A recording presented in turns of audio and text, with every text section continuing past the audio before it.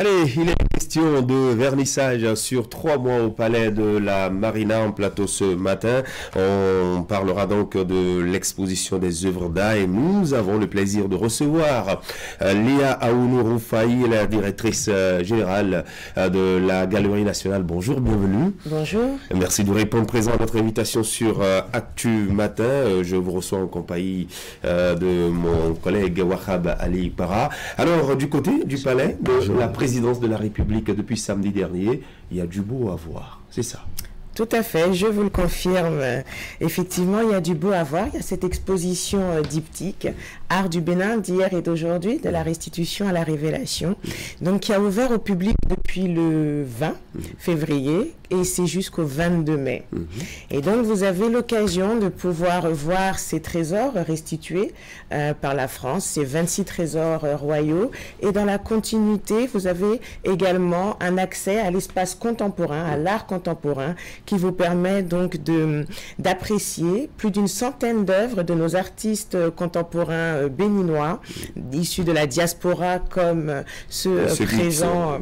Sur le territoire. Sur le territoire, tout à fait. Donc une centaine d'œuvres qui embrassent la plupart des médiums artistiques, à savoir la sculpture, la peinture, l'installation, la vidéo. Voilà. Donc vraiment de très belles œuvres à voir et puis surtout cette continuité, ce dialogue entre le patrimonial et le contemporain. D'accord, on est curieux de savoir quelle est la contribution de la Galerie nationale dans tout ce qui se fait actuellement. La contribution de la Galerie nationale, elle est très simple. Vous savez, cette exposition est placée sous le haut patronage de la présidence de la République et la coordination du ministère du Tourisme, de la Culture et des Arts. La Galerie nationale, qui est une agence sous tutelle de ce ministère en charge des arts, produit cette exposition sur son volet contemporain avec l'Agence nationale pour la promotion des patrimoines et développement du tourisme, l'ANPT, qui, elle, produit l'exposition sur le volet patrimonial, les trésors royaux. Donc cette Galerie nationale a eu en charge, la Galerie nationale, d'assurer le commissariat d'exposition, ce commissariat d'exposition qui a pensé donc les propos de cette exposition, le choix des artistes, des œuvres et l'expérience voulue pour le visiteur. Alors c'est tout un travail de préparation qui a été fait jusqu'à l'ouverture donc de cette exposition. Alors qu'est-ce que nous avons à découvrir au Palais de la Marina? Ce que nous avons à découvrir au Palais de la Marina, c'est déjà une reconnexion avec notre histoire, avec notre culture, se réapproprier ces trésors qui ont été absents environ 130 ans et qui ont manqué à la construction que les Béninoises et Béninois pouvaient avoir de leur culture, de leur histoire. Et donc, c'est déjà cette première chose, c'est cette restitution, se l'approprier et y poser nos propres sentiments, nos propres mots, notre propre jugement. Et ensuite, c'est de voir ce qui s'est passé pendant tout ce temps, puisque le contemporain se nourrit de son histoire, se nourrit de sa culture, se nourrit de ses trésors, etc. Et donc vous avez ce dialogue, cette continuité qui vous montre que le Bénin a continué à vivre, a continué à créer, que les talents ont continué à éclore et à réaliser de belles et grandes œuvres, qu'on appelle même d'ailleurs des chefs-d'œuvre. Et donc c'est ce que vous allez pouvoir, que chaque Béninoise et Béninois pourra s'approprier, c'est voir ce qu'est ce Bénin, cette richesse créative, cette richesse dans la réalisation d'œuvres d'art. Et voilà. D'accord. Alors, on sent qu'il y a vraiment toute une histoire, l'hier et l'aujourd'hui, n'est-ce pas? C'est-à-dire ces œuvres d'art qui ont fait plus de 130 ans à l'extérieur avant de revenir. Mais la curiosité, c'est de savoir pour le nouveau, c'est-à-dire le contemporain dont vous parlez, quels ont été les critères de sélection, les artistes dont les œuvres accompagnent les 26 trésors qui sont revenus, sur quels critères vous vous êtes basé pour les sélectionner? Les critères pour pouvoir monter une exposition d'une telle envergure et qui est compréhensible, audible et appréciable par les visiteurs, ça commence déjà par le narratif. C'est-à-dire qu'est-ce que nous voulons expliquer, quelle est l'expérience que nous voulons donner aux visiteurs. Et donc, par rapport à cela, nous avons les propos de cette exposition. Pour entrer très clairement et très concrètement dans ces propos, nous avons pensé cette exposition contemporaine en 3 temps. Oui. Le premier temps qui est le temps de la récurrence, la variation, qui nous présente environ 7 artistes qui sont assez proches du patrimonial, de l'art ancien. Même s'ils le réalisent de manière contemporaine, les thématiques qu'ils abordent sont quand même assez proches de... C'est-à-dire, ils ont trouvé la formule de tisser la nouvelle corde au bout de l'ancienne. Exactement, cette formule tout à fait qui représente vraiment le propos de cette exposition. Et donc vous avez ce premier temps. Vous retrouverez dans ce temps-là des artistes comme Euloge Glélé, qui est donc sur la terre cuite, qui vous je ne dévoilerai pas les œuvres pour ne pas. Mais vous avez Maître Fadaïro aussi, où rien que par son nom évocateur, vous comprenez le lien avec le Fa. Et donc ce qui est retranscrit dans ses œuvres. Vous avez un Epaphras Toïrin d'à peine 30 ans, qui lui aussi est très proche dans les œuvres qu'il nous a proposées de cet art ancien, ce patrimoine et le visible et l'invisible. Vous avez ensuite un deuxième temps qui est intitulé les transitions.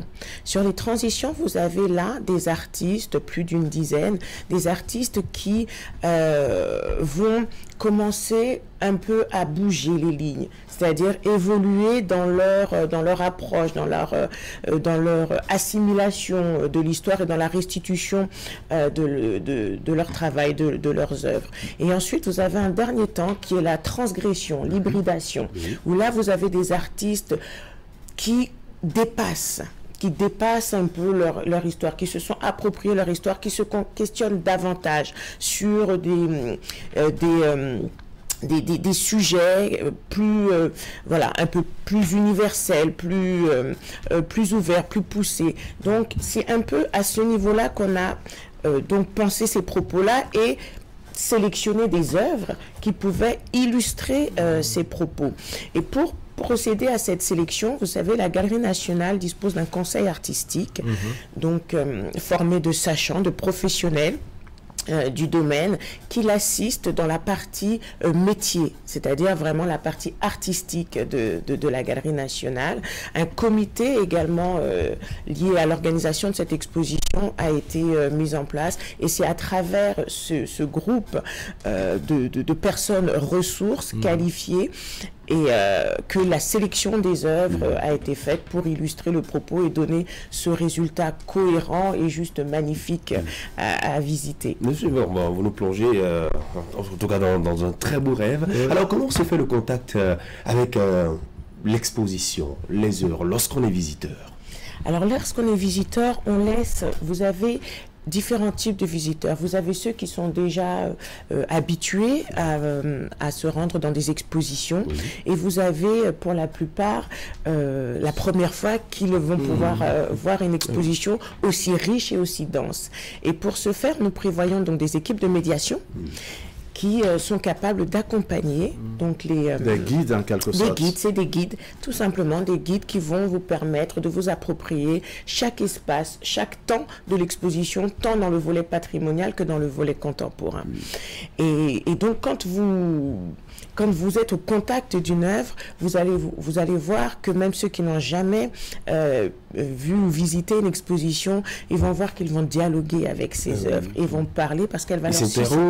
Ils s'interrogent, tout à fait. Ils se donnent des explications. Ils se donnent eux-mêmes des explications. Une œuvre, on est libre de l'interpréter comme on le sent, parce que c'est tout simplement, ça fait appel à nos sentiments, ça fait appel à nos émotions, ça fait appel à ce que nous sommes, au plus profond de nous-mêmes. Donc vraiment, la visite est vraiment libre, l'appréciation, l'interprétation est tout aussi libre, et c'est une expérience, c'est vraiment une expérience visiteur à faire. D'accord, qu'est-ce qu'on retient depuis que le top est donné? Parce que vous nous plongez tout à l'heure, comme disait Christian, dans du beau, depuis que toutes ces œuvres séjournent au palais de la Marina, quel point, quelle lecture vous-même vous faites de ce qui se passe depuis que le top est donné jusqu'à aujourd'hui?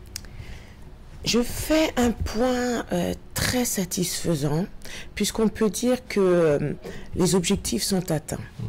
Les objectifs sont multiples. C'était dans un premier temps, créer cette révélation aux Béninois eux-mêmes et aussi au reste du monde.